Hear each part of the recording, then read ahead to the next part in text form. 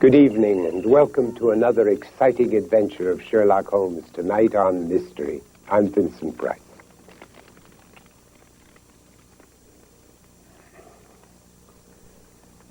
Somerset Maugham, himself a loyal fan of the world's first consulting detective, once complained that you know no more of Sherlock Holmes after you have read 50 stories than you did after reading one. Conan Doyle did not tell us too much about the inner Holmes, but he does have Watson comment rather often on what he called the dual nature of Holmes's personality.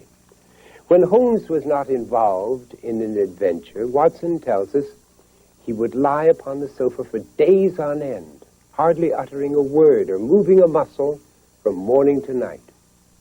It was during these moods that the great detective turned to his famous 7% solution of cocaine for stimulation.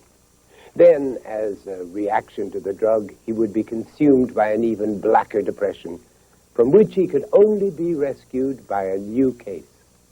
At work again, his mood and behavior rapidly changed, and he was seized with what Watson called an animal lust for the chase.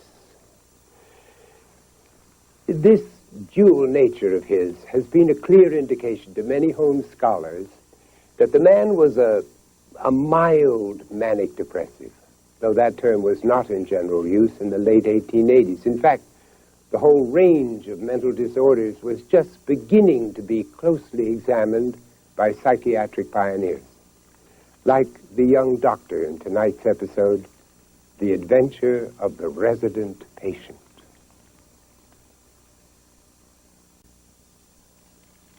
In last week's Adventure of the Greek Interpreter, Watson met Sherlock Holmes's older brother, who told him, "I hear of Sherlock everywhere since you became his chronicler."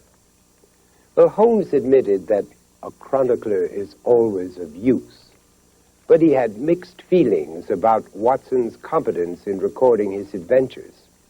Holmes often took Watson to task for making the accounts of their cases seem superficial and tinged with romanticism.